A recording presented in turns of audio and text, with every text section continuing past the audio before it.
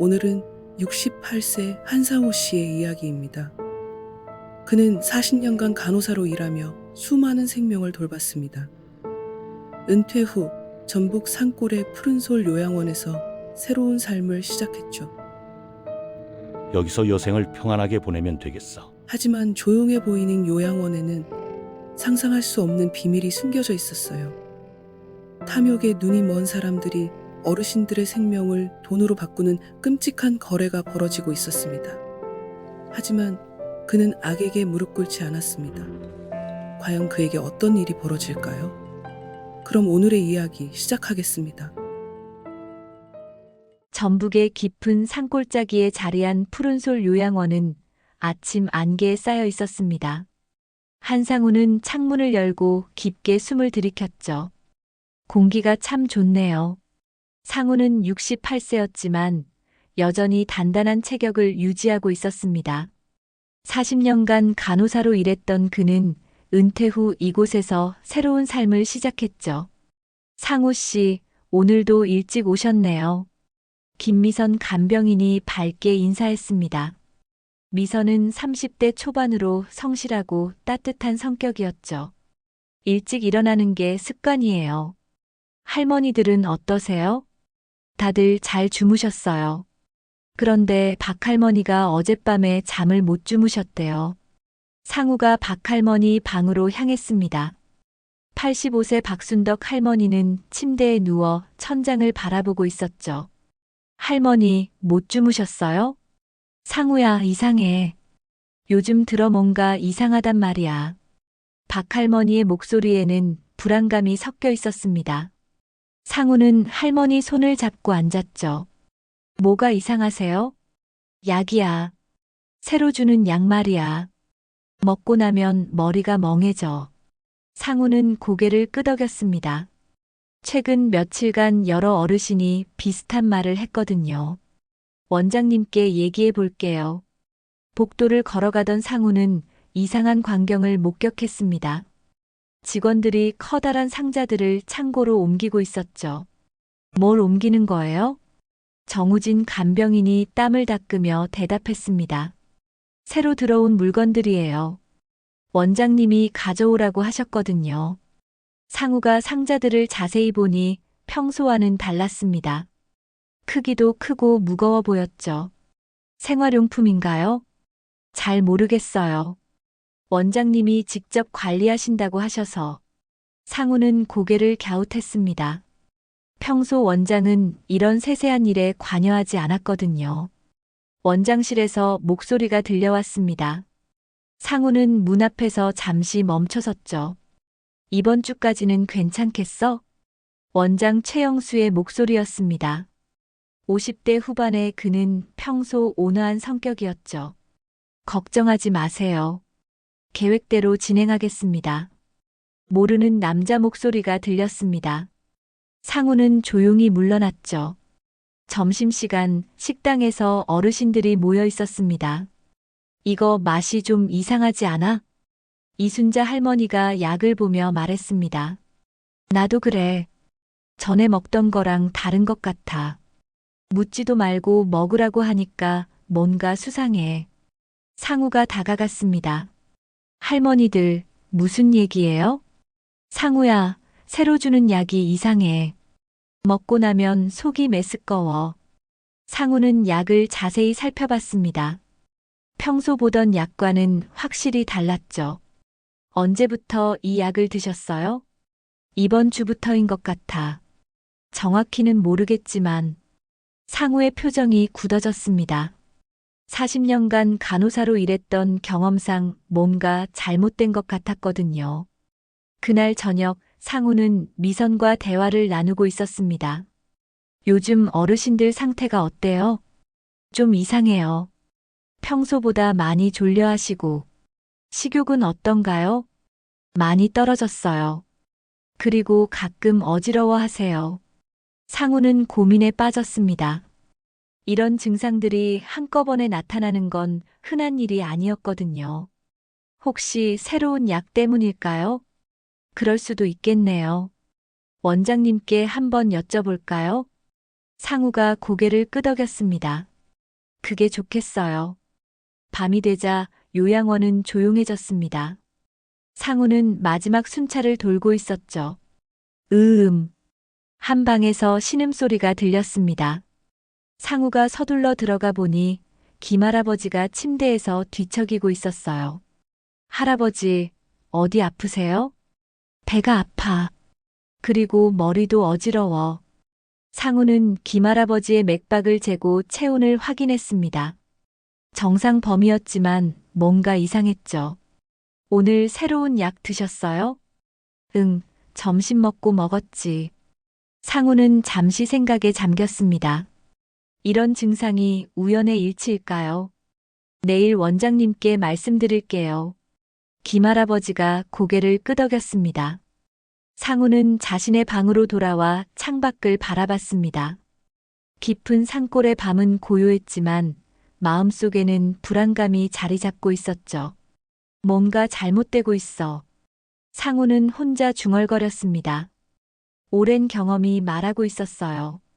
이 평화로워 보이는 요양원에 뭔가 숨겨진 비밀이 있다는 것을. 창고 쪽에서 희미한 불빛이 보였습니다. 이상하다고 생각하며 상우는 조용히 창문을 열었죠. 이 시간에 누가 저기 있을까? 하지만 곧 불이 꺼졌고 요양원은 다시 정적에 쌓였습니다. 상우는 침대에 누웠지만 쉽게 잠들지 못했습니다. 마음 한구석에서 계속 경고음이 울리고 있었거든요. 다음 날 아침 상우는 일찍 일어나 요양원을 둘러봤습니다. 어젯밤 본 창고의 불빛이 계속 신경 쓰였거든요. 미선 씨, 혹시 어젯밤에 창고에서 일하는 사람 봤어요? 창고요? 아니에요. 저는 못 봤는데요. 미선이 고개를 저었습니다. 상우는 창고 쪽으로 걸어갔죠. 창고 문은 잠겨 있었습니다. 하지만 창문 틈으로 내부를 들여다볼 수 있었어요. 이게 뭐지? 상우의 눈에 들어온 건 평소와는 다른 상자들이었습니다. 깔끔하게 정리된 의료용품 상자가 아니라 거친 골판지 상자들이 쌓여 있었죠. 상우 씨, 뭘 보고 계세요? 뒤에서 정우진이 다가왔습니다. 상우는 깜짝 놀라며 돌아봤어요. 아, 그냥 창고 정리가 잘 됐나 해서요. 아, 네. 어제 새로 들어온 물건들 때문에 좀 어수선해요. 우진의 표정에는 미묘한 긴장감이 있었습니다. 새로 들어온 물건이 뭔가요? 그건 원장님이 직접 관리하시는 거라서 잘 모르겠어요. 우진이 얼버무리며 자리를 떠났습니다. 상우는 뭔가 이상함을 느꼈죠. 점심시간이 되자 간병인들이 어르신들에게 약을 나눠주기 시작했습니다. 할머니, 약 드세요. 이 약 맛이 왜 이래? 전에 먹던 거랑 달라. 박할머니가 약을 보며 인상을 찌푸렸습니다. 처방이 바뀌었어요. 드시기만 하세요. 간병인이 단호하게 말했습니다. 평소보다 훨씬 경직된 목소리였죠. 상우가 가까이 다가가 약을 살펴봤습니다. 약통에는 한국어가 아닌 외국어로 된 라벨이 붙어 있었어요. 이 약은 어디서 온 건가요? 원장님이 직접 가져오신 거예요. 간병인이 약통을 재빨리 치우며 답했습니다. 그런데 이 표시는 뭔가요? 상우가 외국어 라벨을 가리켰습니다. 잘 모르겠어요. 그냥 먹으라고 하셔서. 간병인은 더 이상 대답하지 않았습니다. 그날 오후 상우는 우연히 복도에서 대화를 듣게 됐습니다. 절대 밖에 말하면 안 돼. 알겠지? 네, 알겠습니다. 그런데 정말 괜찮을까요? 원장님이 하라는 대로만 하면 돼. 괜히 걱정하지 말고. 상우는 조용히 뒷걸음질 쳤습니다. 뭔가 큰 비밀이 있다는 확신이 들었어요. 저녁 시간, 이순자 할머니가 갑자기 비틀거리며 쓰러졌습니다. 할머니, 상우가 서둘러 달려갔습니다. 할머니는 의식을 잃은 상태였죠. 어떻게 된 거예요? 미선이 놀라며 물었습니다. 약을 먹고 나서 갑자기 이상해 하더니 상우가 할머니의 맥박을 확인했습니다. 불규칙했어요. 병원에 데려가야겠어요. 아니에요. 그냥 쉬게 해드리면 돼요. 우진이 급하게 말렸습니다. 하지만 이건 응급 상황이에요. 원장님 지시예요. 외부 병원은 가면 안 된다고. 상우는 이해할 수 없었습니다. 환자의 안전이 최우선인데 왜 병원을 못 가게 하는 거죠? 그날 밤 상우는 몰래 어르신들의 상태를 기록하기 시작했습니다. 박할머니, 어지러움과 구토. 이순자 할머니, 의식 잃음. 작은 수첩에 꼼꼼히 적어 내려갔어요. 김할아버지, 복통과 두통. 최할머니, 기억 혼란. 비슷한 증상들이 계속 반복됐습니다. 모두 새로운 약을 먹은 후에 나타난 증상들이었죠. 다음 날 새벽 상우는 창고 쪽에서 소음을 들었습니다. 조심스럽게 접근해 보니 몇 명이 상자들을 옮기고 있었어요. 조심해서 옮겨. 깨지면 큰일 나. 이번 건 언제까지예요? 이번 주 안에는 끝내야 해. 상우는 숨을 죽이고 지켜봤습니다. 평소 본 적 없는 사람들이었어요. 아침 식사 시간 충격적인 소식이 전해졌습니다. 최할아버지가 어젯밤에 돌아가셨어요.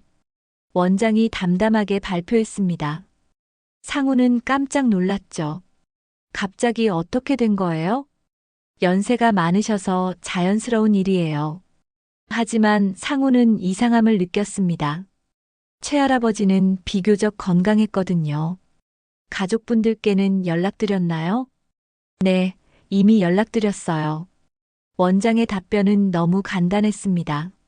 몇 시간 후 장례식장 차량이 도착했습니다. 벌써 가져가시나요? 상우가 물었습니다.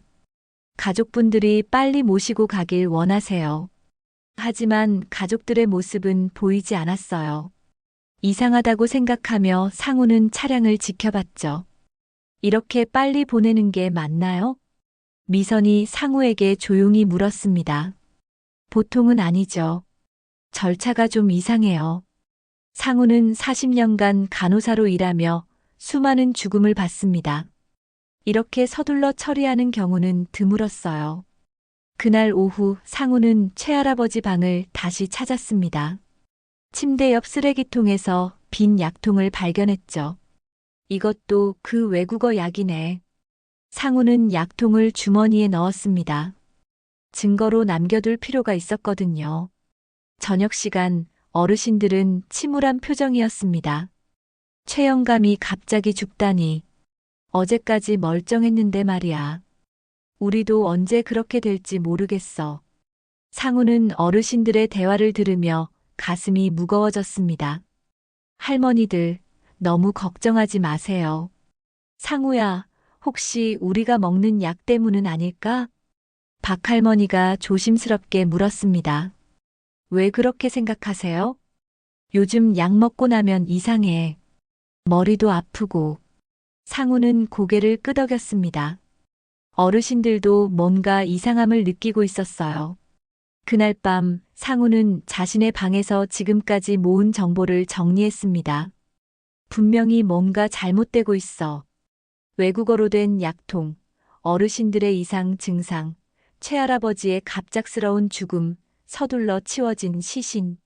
모든 게 연결되어 있는 것 같았습니다. 상우는 창밖을 바라보며 깊은 한숨을 쉬었습니다. 이 평화로워 보이는 요양원에 거대한 비밀이 숨겨져 있다는 확신이 들었어요. 이제 더 자세히 알아봐야겠어. 상우의 눈빛에 결의가 서렸습니다. 이른 아침 상우는 새로운 환자가 도착했다는 소식을 들었습니다. 새 환자가 오신대요.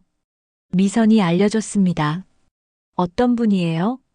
젊은 여자분인데 좀 특이해요. 상우가 고개를 갸웃했습니다.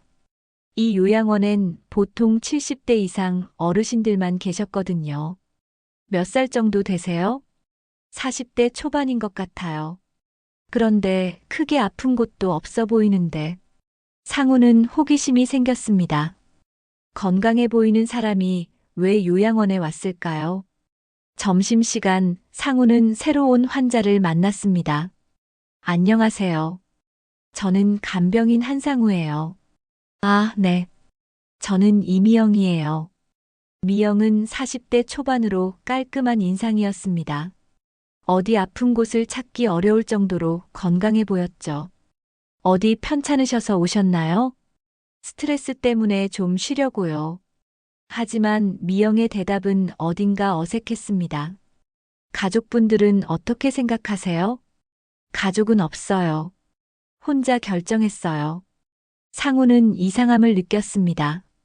요양원 입원비가 만만치 않은데 혼자서 결정하기는 쉽지 않거든요. 오후에 상우는 우진과 대화를 나눴습니다. 새 환자분 입원비가 얼마예요? 꽤 많이 내셨어요.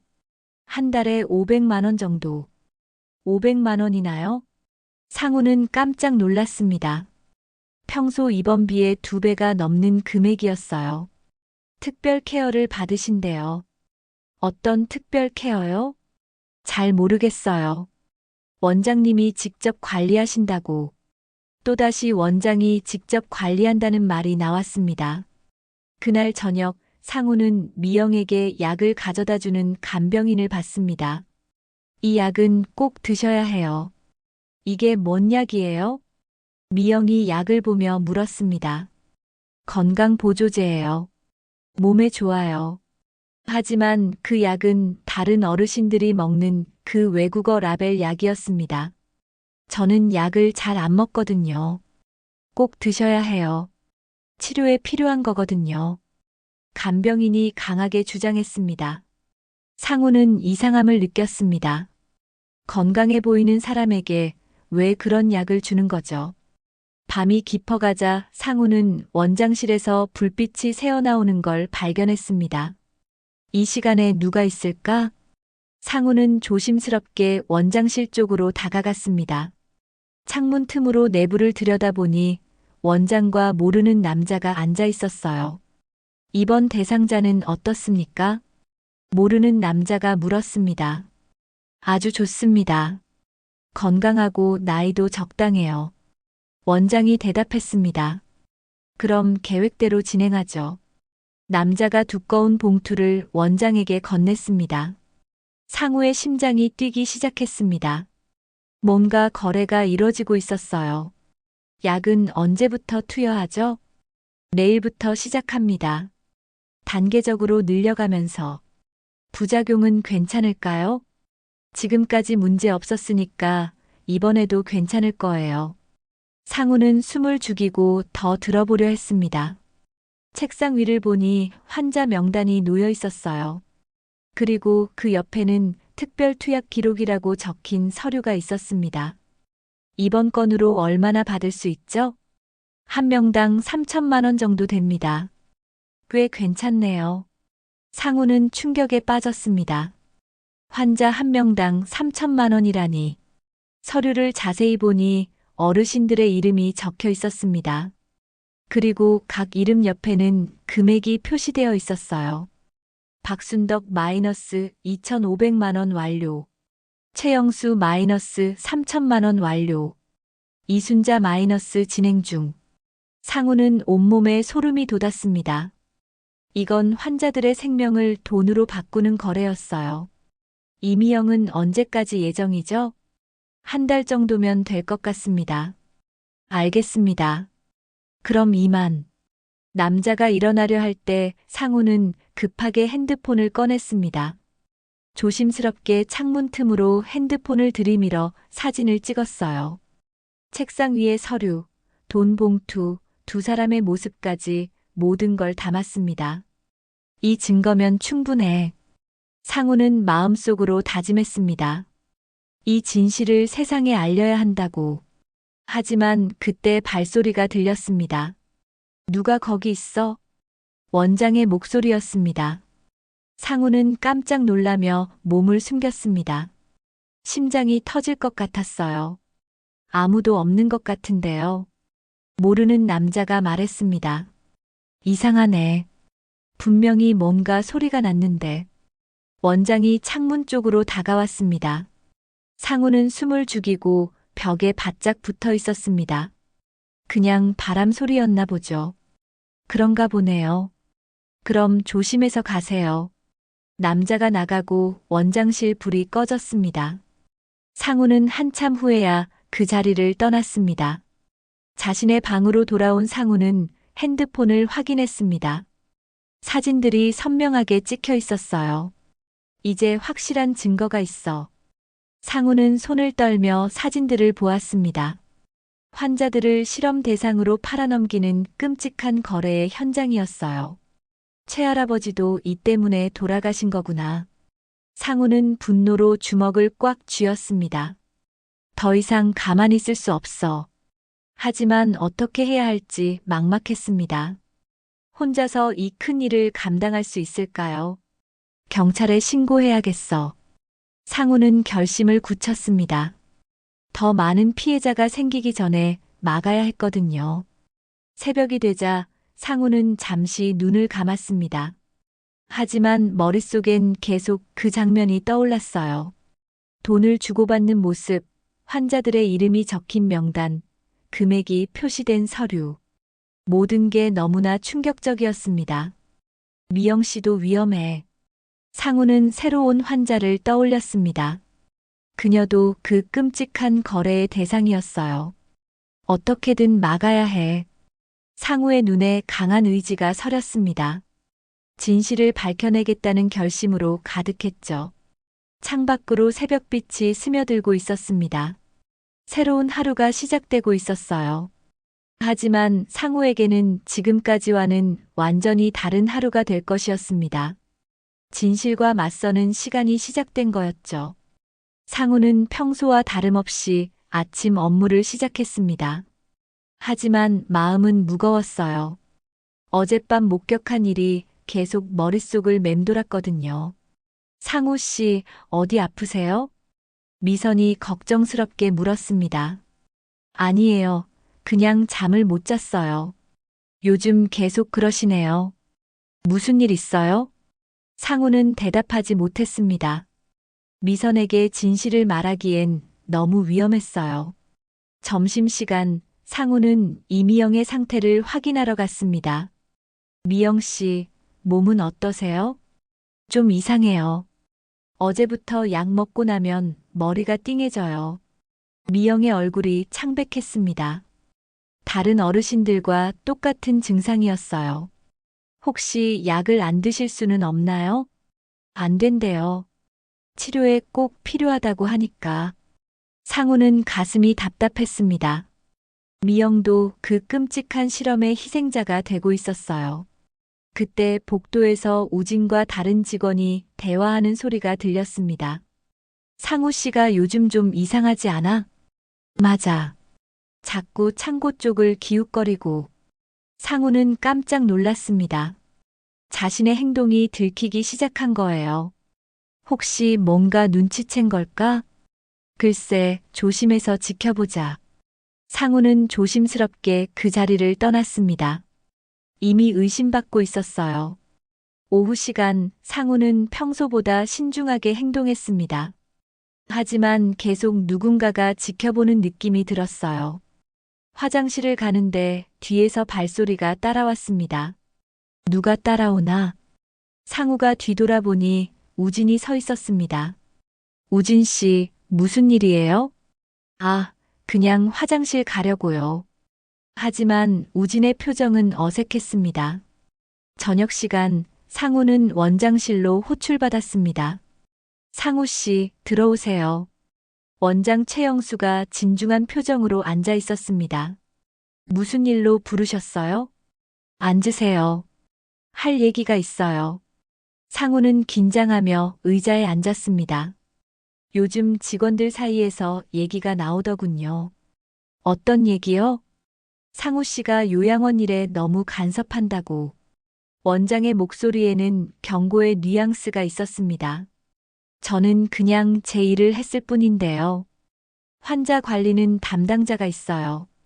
굳이 상우 씨가 나설 필요 없죠. 상우는 원장의 진위를 알 수 있었습니다. 더 이상 간섭하지 말라는 뜻이었어요. 제가 뭘 잘못했나요? 잘못한 건 아니지만 규율은 지켜야죠. 원장이 책상에 기대며 말했습니다. 여기서 일하려면 우리 방식을 따라야 해요. 무슨 방식이요? 묻지도 말고 따지지도 말고 시키는 일만 하는 거예요. 상우의 등에 차가운 기운이 흘렀습니다. 혹시 상우 씨가 뭔가 오해하고 있는 건 아닐까요? 원장의 눈빛이 날카로워졌습니다. 오해라니요? 이 요양원에서 일어나는 모든 일은 환자를 위한 거예요. 환자를 위한 일이라고요? 상우는 믿을 수 없었습니다. 어떻게 저런 말을 할 수 있을까요? 그런데 만약 누군가 이런 선의를 오해해서 문제를 일으킨다면 원장이 잠시 말을 멈췄습니다. 그 사람에게는 매우 불행한 일이 생길 수도 있어요. 상우는 온몸이 굳어졌습니다. 명백한 협박이었어요. 그냥 조용히 일만 하세요.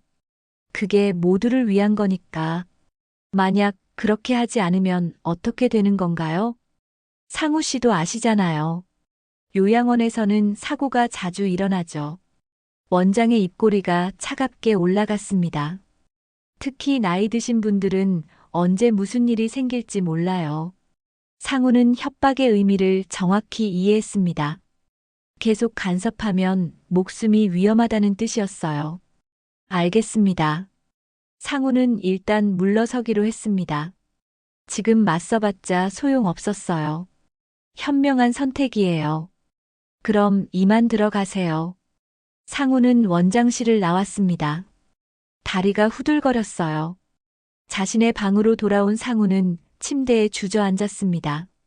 어떻게 해야 하지? 협박을 받았지만 포기할 수는 없었습니다. 지금까지 희생된 어르신들을 생각하면 가슴이 아팠어요. 최할아버지, 박할머니. 상우는 돌아가신 분들을 떠올렸습니다. 제가 포기하면 더 많은 분이 희생될 거예요. 상우는 결심을 굳혔습니다.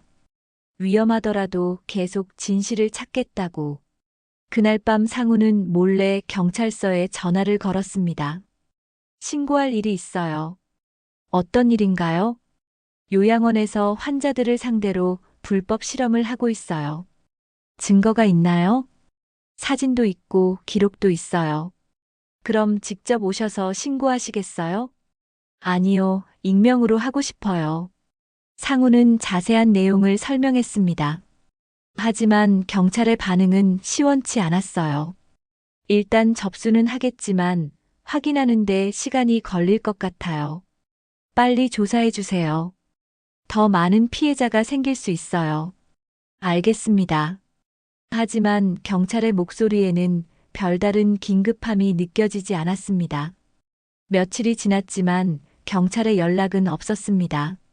상우는 불안해졌어요. 오히려 원장의 태도가 더욱 수상해졌습니다. 상우 씨, 혹시 누군가에게 우리 요양원 얘기하지 않았죠? 무슨 말씀이세요? 최근에 이상한 문의 전화가 몇 번 왔거든요. 상우는 가슴이 철렁했습니다. 경찰 신고가 들킨 걸까요? 저는 아무에게도 말하지 않았어요. 그럼 다행이네요. 하지만 앞으로 더 조심해야겠어요. 원장의 눈빛이 의심스러웠습니다. 그날 저녁 충격적인 일이 벌어졌습니다. 이순자 할머니가 갑자기 쓰러지셨어요. 미선이 급하게 달려와 말했습니다. 상우는 서둘러 이순자 할머니 방으로 갔습니다. 할머니는 이미 숨을 거둔 상태였어요. 언제 돌아가셨어요? 방금 전이에요.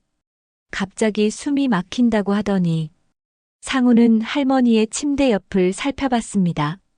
그 외국어 약통이 놓여 있었어요. 또 약 때문이구나. 상우는 분노로 주먹을 꽉 쥐었습니다.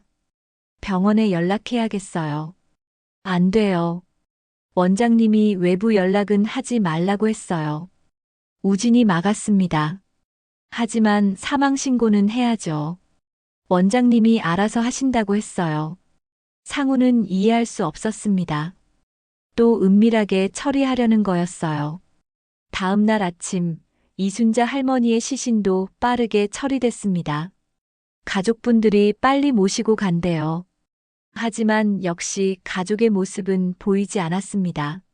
상우는 할머니의 의료 기록을 확인하려 했습니다. 기록이 어디 있어요? 이미 정리됐어요. 무슨 말이에요? 제가 어제 봤을 때는 있었는데 원장님이 직접 정리하셨어요. 모든 기록이 사라져 있었습니다. 의도적으로 증거를 인멸한 거였어요. 상우는 더 이상 참을 수 없었습니다. 이렇게 넘어갈 수는 없어. 이제 직접 행동할 때가 왔다고 생각했습니다. 경찰도 믿을 수 없고 원장은 계속 증거를 없애고 있었어요. 결정적인 순간을 노려야겠어. 상우는 마지막 계획을 세우기 시작했습니다. 상우는 마을 주민들이 모이는 행사가 있다는 소식을 들었습니다. 요양원 후원의 감사 행사였어요. 상우 씨도 같이 가세요. 미선이 말했습니다. 저는 그냥 여기 있을게요. 원장님이 모든 직원이 참석하라고 하셨어요. 상우는 이 기회를 놓칠 수 없다고 생각했습니다. 많은 사람들 앞에서 진실을 알릴 절호의 찬스였어요. 알겠어요. 같이 가죠. 상우는 몰래 준비해둔 자료들을 가방에 넣었습니다. 사진들과 기록들, 그리고 외국어 약통까지. 오늘이 마지막 기회야.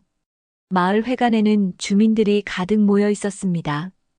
요양원에서 우리 부모님들을 잘 돌봐주셔서 감사합니다. 한 주민이 인사했습니다. 저희가 해야 할 일을 했을 뿐입니다. 원장이 겸손하게 답했습니다.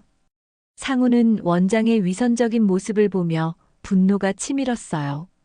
오늘 많은 후원금을 전달받게 되어 영광입니다. 마을 이장이 두꺼운 봉투를 원장에게 건넸습니다. 이 돈으로 어르신들을 더욱 잘 모시겠습니다. 원장이 환하게 웃으며 받았습니다. 그 순간 상우는 일어섰습니다. 잠깐만요. 모든 사람들의 시선이 상우에게 집중됐습니다. 뭐 하시는 거예요? 미선이 당황해서 물었습니다. 여러분, 제가 중요한 말씀을 드려야겠어요. 상우의 목소리가 떨렸지만 단호했습니다. 상우 씨, 지금 뭘 하려는 거예요? 원장이 경계하며 다가왔습니다. 진실을 말하려고 해요. 상우는 가방에서 사진들을 꺼냈습니다. 여러분이 믿고 계신 이 요양원에서 끔찍한 일이 벌어지고 있어요. 무슨 소리예요? 한 주민이 의아해했습니다. 원장이 어르신들을 실험 대상으로 팔아넘기고 있어요. 회관이 순식간에 술렁였습니다. 말도 안 되는 소리 하지 마세요. 원장이 화를 내며 말했습니다. 증거가 있어요. 상우는 사진을 들어 올렸습니다. 이 사진을 보세요. 원장이 돈을 받고 환자 명단을 넘기는 장면이에요.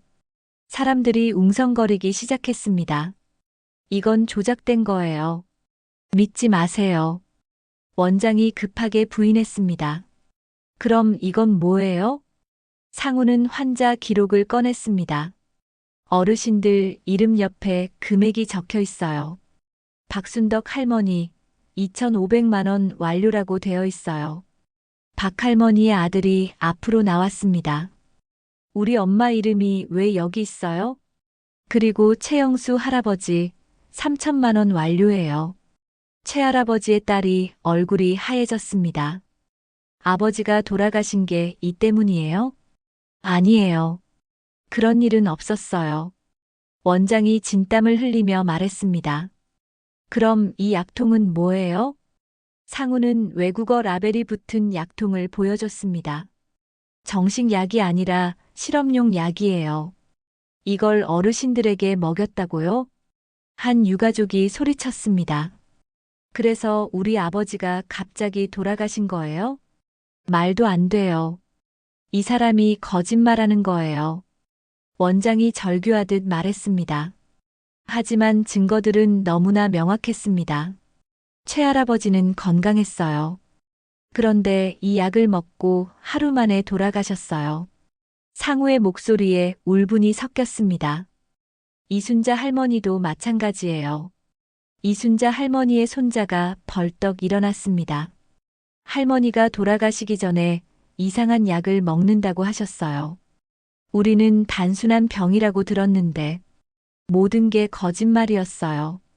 상우는 계속 설명했습니다.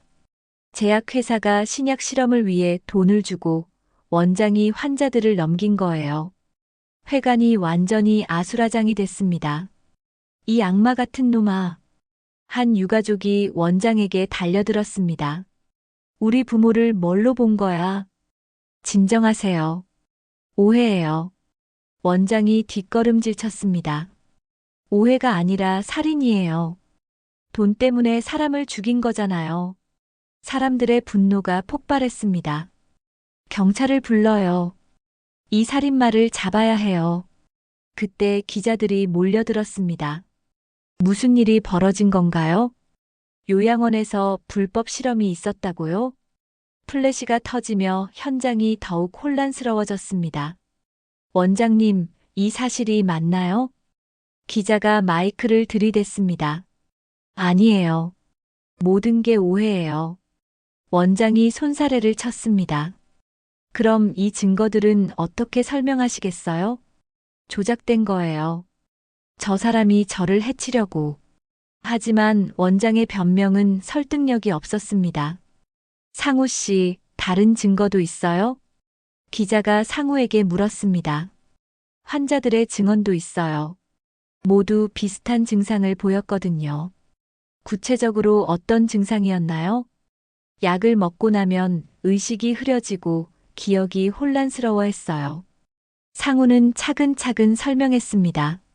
그리고 갑작스럽게 돌아가시는 분들이 많았어요.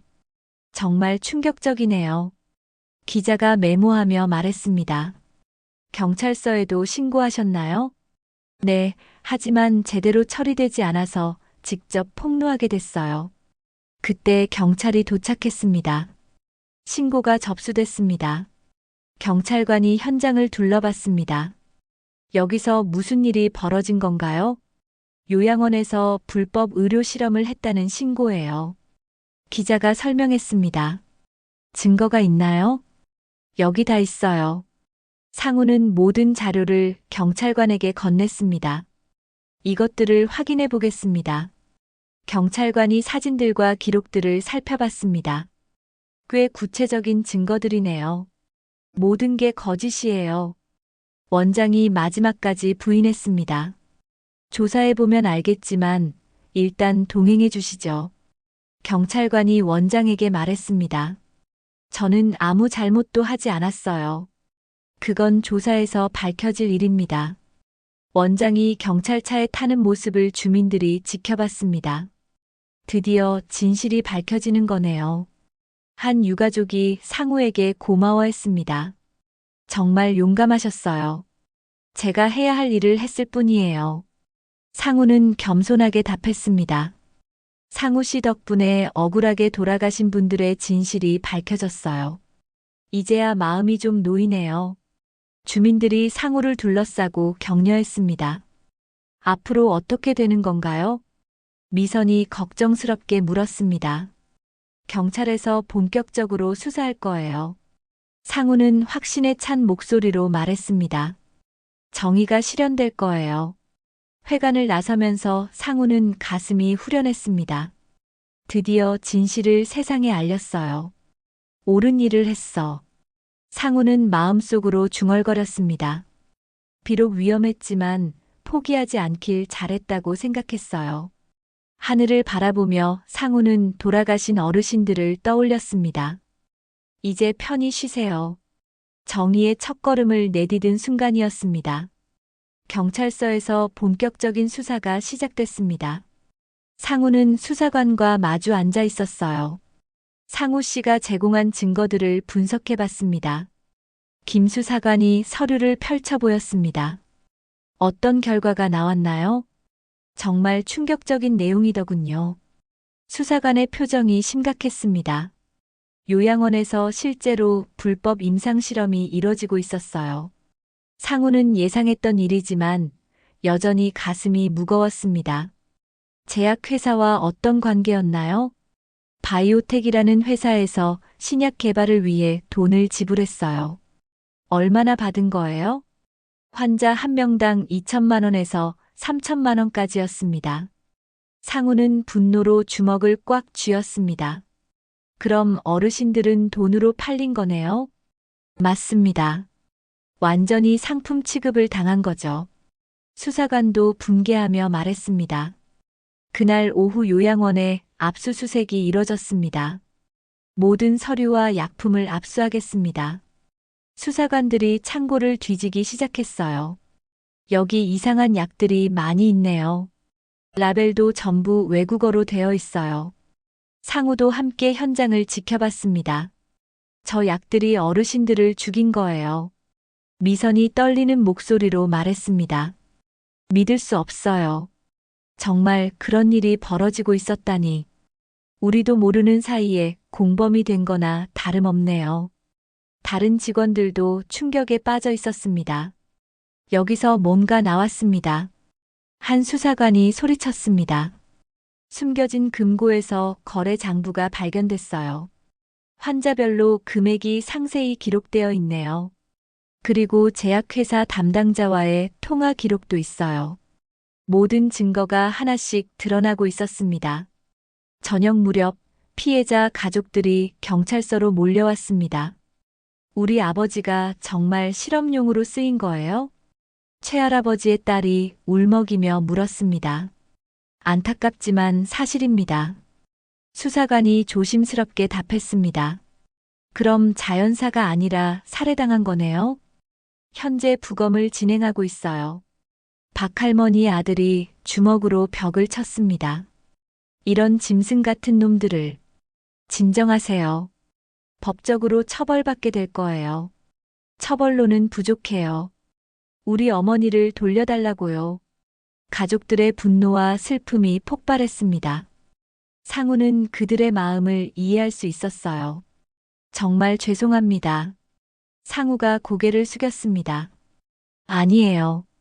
상우 씨 덕분에 진실이 밝혀진 거예요. 상우 씨가 없었다면 영원히 모를 뻔했어요. 가족들이 오히려 상우에게 고마워했습니다. 며칠 후 제약회사 바이오텍에 대한 수사도 시작됐습니다. 이 회사에서 직접 지시했나요? 기자가 경찰 브리핑에서 물었습니다. 연구개발팀장과 영업 담당자가 직접 관여했어요. 어떤 방식으로 거래가 이뤄졌나요? 요양원에 실험용 약물을 제공하고 결과 데이터를 받아갔어요. 상우는 텔레비전으로 뉴스를 지켜봤습니다. 정말 큰일이 벌어진 거네요. 미선이 옆에서 말했습니다.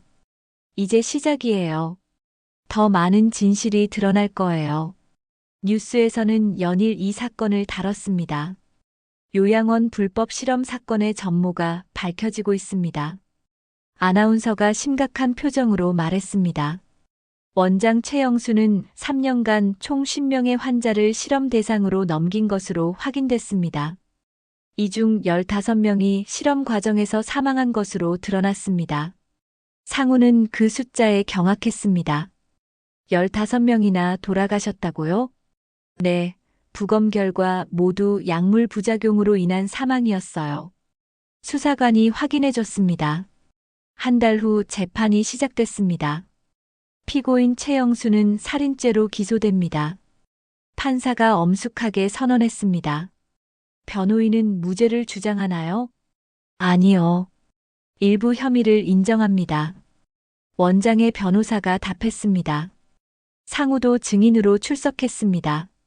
증인은 어떻게 이 사실을 알게 됐나요? 검사가 물었습니다.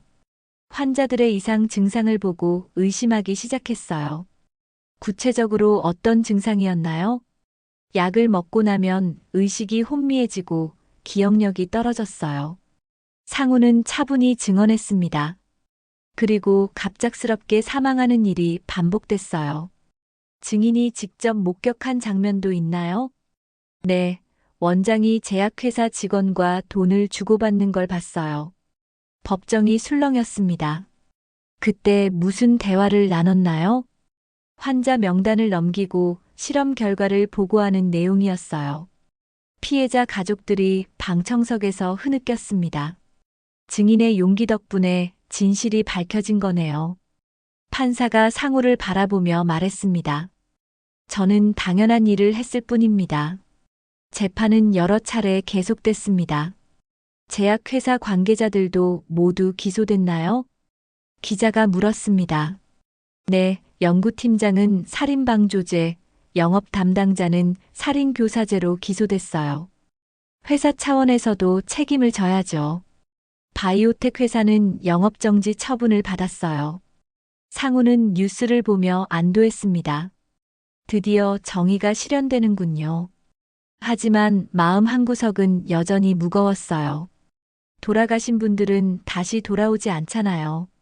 미선이 슬픈 표정으로 말했습니다. 그래도 더 이상 피해자는 생기지 않을 거예요. 최종 판결이 내려졌습니다. 피고인 최영수에게 무기징역을 선고한다. 제약회사 관계자들에게는 각각 10년에서 15년의 징역을 선고한다. 법정에서 박수가 터져 나왔습니다. 드디어 끝났네요. 상우는 깊은 숨을 쉬었습니다. 상우 씨, 정말 고생하셨어요. 피해자 가족들이 상우에게 인사했습니다. 덕분에 억울함을 풀 수 있었어요.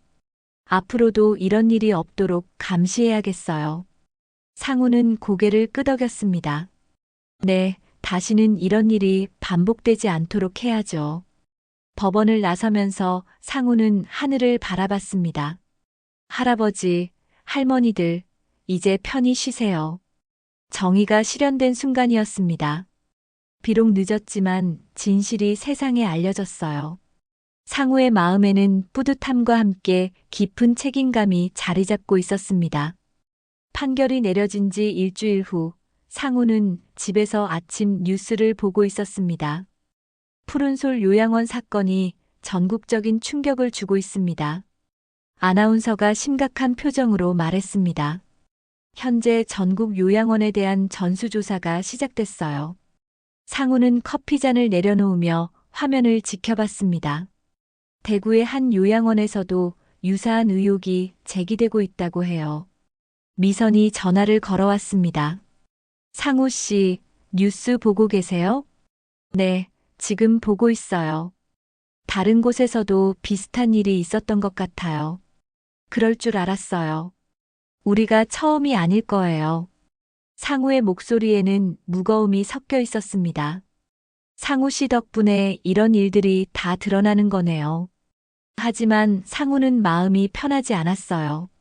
더 일찍 알았다면 다른 곳의 피해자들도 막을 수 있었을 텐데. 오후에 기자가 상우를 찾아왔습니다. 안녕하세요. 한세계일보 김찬영 기자입니다. 무슨 일로 오셨나요? 이번 사건에 대해 인터뷰를 하고 싶어서요. 상우는 잠시 망설였습니다. 꼭 필요한 일인가요? 네, 국민들이 알아야 할 권리가 있어요.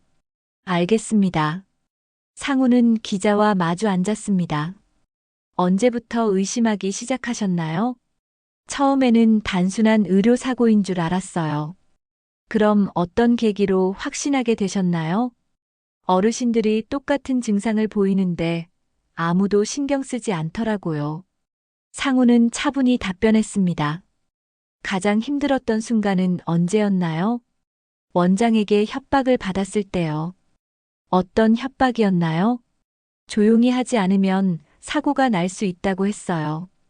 기자가 메모하며 고개를 끄덕였습니다. 그때 포기하고 싶지 않으셨나요?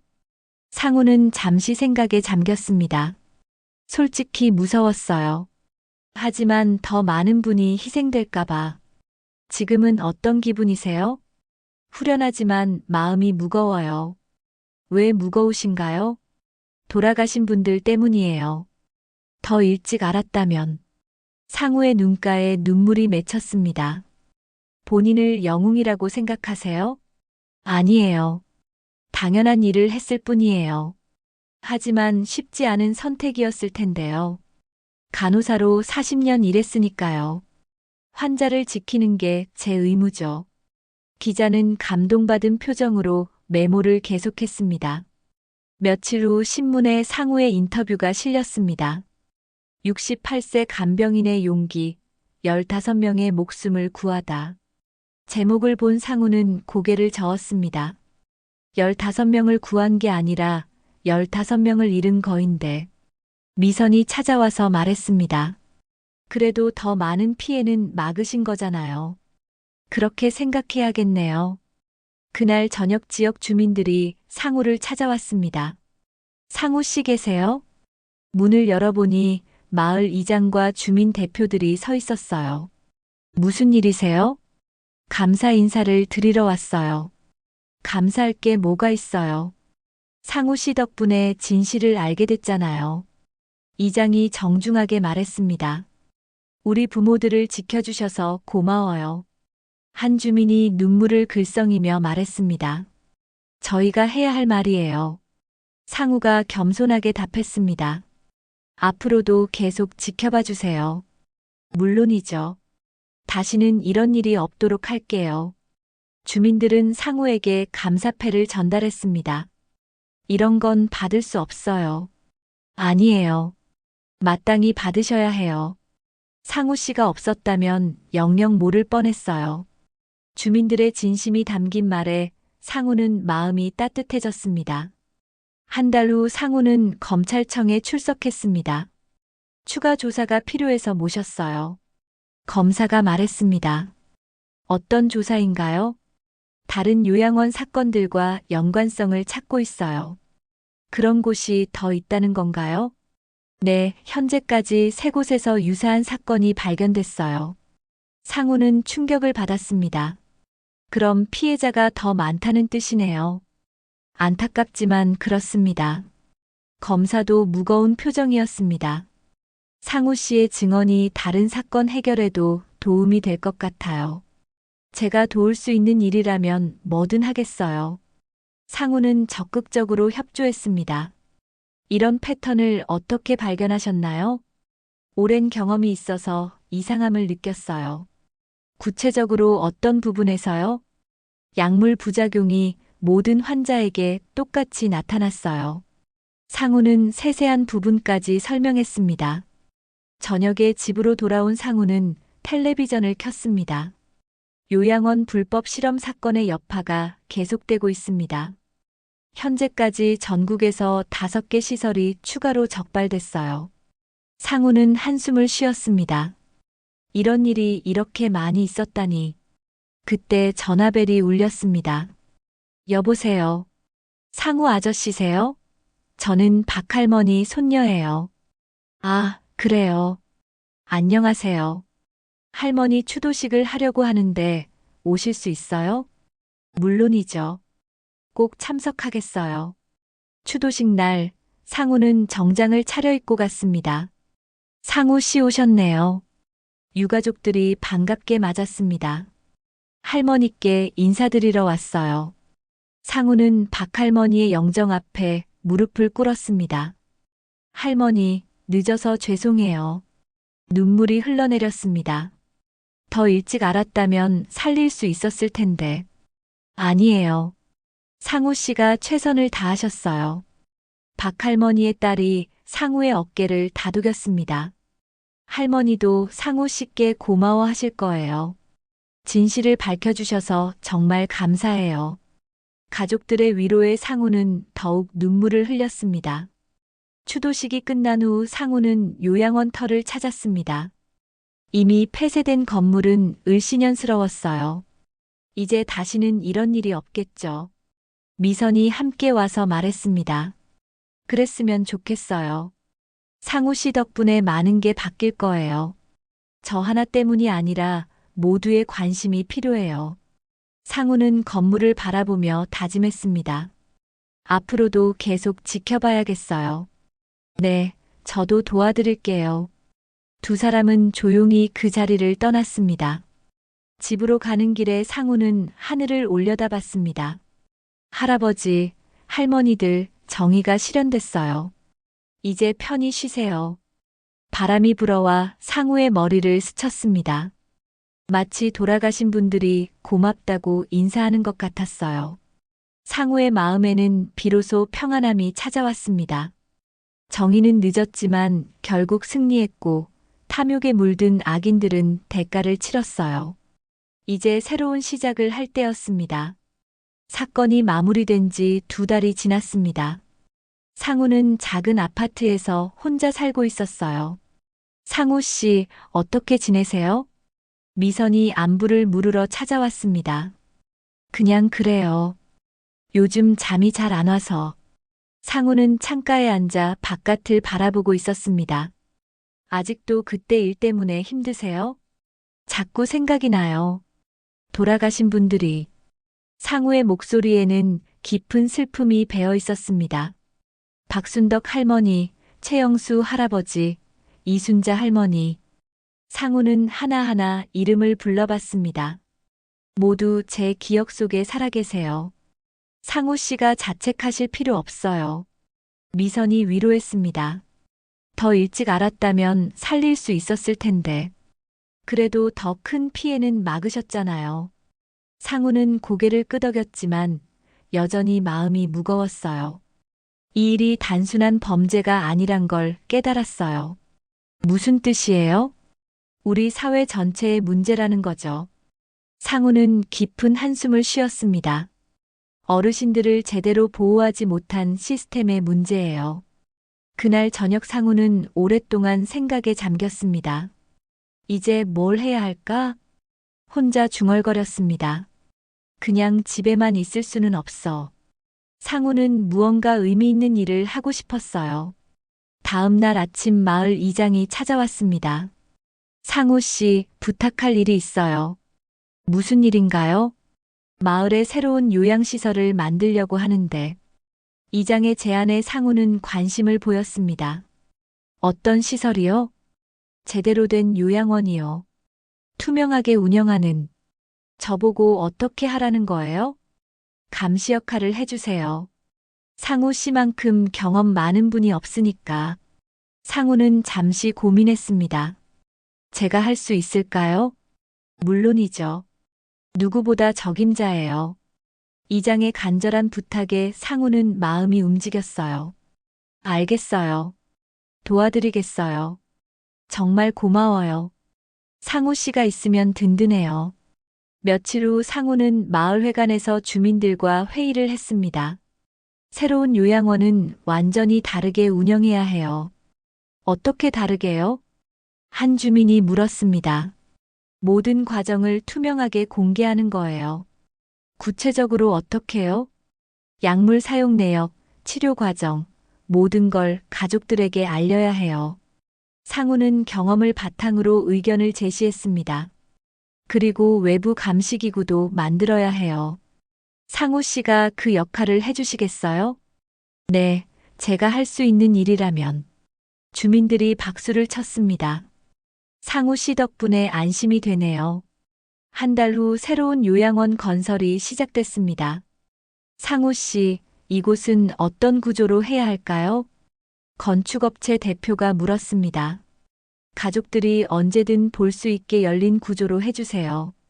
그리고 약품 보관실도 투명하게 만들어주세요. 상우는 세세한 부분까지 신경 썼습니다. CCTV도 곳곳에 설치해주세요. 알겠습니다. 완벽하게 만들겠어요. 상우는 매일 아침 산책을 나가기 시작했습니다. 할아버지, 할머니들, 오늘도 좋은 하루 되세요. 하늘을 바라보며 인사했습니다. 산길을 걸으면서 돌아가신 분들을 떠올렸어요. 제가 약속드렸잖아요. 다시는 이런 일이 없도록 하겠다고. 이제 새로운 요양원이 생기니까 안심하세요. 바람이 불어와 나뭇잎들이 흔들렸습니다. 마치 돌아가신 분들이 대답하는 것 같았어요. 몇 달 후 새로운 요양원이 완공됐습니다. 희망요양원이라는 이름이 붙었습니다. 상우 씨, 개원식에 꼭 참석해 주세요. 원장으로 임명된 젊은 의사가 부탁했습니다. 제가 참석해도 될까요? 당연하죠. 상우 씨가 계셔야 의미가 있어요. 개원식 날 많은 주민들이 모였습니다. 이제 우리 부모님들을 안심하고 맡길 수 있겠어요. 한 주민이 기뻐했습니다. 상우 씨가 지켜보시니까 믿을 수 있어요. 상우는 단상에 올라 인사말을 했습니다. 저는 그냥 당연한 일을 했을 뿐이에요. 하지만 앞으로도 계속 지켜보겠어요. 다시는 그런 일이 일어나지 않도록. 박수가 터져 나왔습니다. 상우 씨 같은 분이 계셔서 다행이에요. 정말 든든해요. 주민들의 격려에 상우는 가슴이 따뜻해졌습니다. 그날 저녁 상우는 집에서 일기를 썼습니다. 오늘 새로운 요양원이 문을 열었다. 처음엔 분노에서 시작된 일이었지만 이제는 희망이 되었다. 상우는 펜을 내려놓고 창밖을 바라봤습니다. 탐욕에 물든 사람들은 무너졌지만 우리는 더 강한 공동체가 되었다. 며칠 후 미선이 찾아왔습니다. 상우 씨, 요즘 표정이 많이 밝아지셨어요. 그래요? 스스로는 잘 모르겠는데 뭔가 할 일이 생기니까 좋으신 것 같아요. 맞아요. 이제 의미 있는 일을 하고 있다는 느낌이 들어요. 상우는 미소를 지었습니다. 돌아가신 분들도 기뻐하실 거예요. 그랬으면 좋겠어요. 한 해가 지나고 상우는 마을에 존경받는 인물이 됐습니다. 상우 할아버지, 아이들이 반갑게 인사했습니다. 우리 할아버지를 지켜주셔서 고마워요. 한 아이가 그림을 건네줬습니다. 그림에는 상우와 할아버지가 함께 웃고 있는 모습이 그려져 있었어요. 정말 잘 그렸네. 고마워. 상우는 아이의 머리를 쓰다듬어 줬습니다. 어느 날 기자가 다시 찾아왔습니다. 1년이 지난 지금 어떤 기분이세요? 처음엔 분노했지만 이제는 희망을 봐요. 어떤 희망이요? 사람들이 서로 지켜주려는 마음이요. 상우는 진심을 담아 답했습니다. 이 사건을 통해 무엇을 배우셨나요? 정의는 혼자 이루는 게 아니라는 거예요. 모두가 함께해야 가능한 일이죠. 기자가 감동받은 표정으로 메모했습니다. 그날 밤 상우는 산길을 걸었습니다. 할머니, 할아버지들, 보고 계세요? 이제 마을이 많이 달라졌어요. 모든 분이 서로를 지켜보고 계세요. 별이 밝게 빛나고 있었습니다. 상우는 그 별빛을 바라보며 미소 지었어요. 제가 여기서 할 일이 아직 많이 남았네요. 끝까지 지켜보겠어요. 바람이 불어와 상우의 뺨을 스쳤습니다. 따뜻하고 부드러운 바람이었어요. 고맙다는 인사인가요? 상우는 하늘을 향해 손을 흔들었습니다. 저야말로 고마워요. 용기를 주셔서. 집으로 돌아가는 길에 상우는 뒤돌아봤습니다. 희망요양원에서 따뜻한 불빛이 새어나오고 있었어요. 이제 정말 안심이네요. 상우는 만족스러운 표정으로 집에 들어갔습니다. 68세에 시작된 그의 정의로운 여정은 이제 마을 전체의 희망이 되었어요. 탐욕과 비밀이 무너진 자리에는 사랑과 연대가 자리 잡았습니다. 상우는 이제 마을의 수호자가 되어 평생 그 자리를 지킬 것입니다. 정의의 가치를 몸소 보여준 한 노인의 이야기가 여기서 막을 내렸습니다. 오늘 이야기 어떠셨나요? 오늘의 주인공은 당연한 일을 했을 뿐이라고 말하지만 권력 앞에서 자신의 의무를 지키기 위해 정의를 포기하지 않는다는 건 쉽지 않은 일이 분명합니다. 그럼에도 불구하고 우리가 살아가는 우리 사회는 정의에 의해 지탱되어지는 반드시 우리가 지켜내야 하는 소중한 것이라는 것을 잊지 않고 살아가야겠습니다. 긴 시간 시청해 주셔서 감사합니다. 구독과 좋아요는 더 나은 영상을 제작하는 데 큰 힘이 됩니다.